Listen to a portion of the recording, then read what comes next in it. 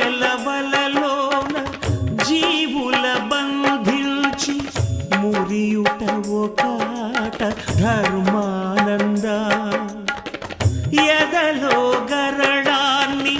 మధుర సుధగా మార్చి నవ్వించుటొక ఆట మోహానంద పసి గణపతి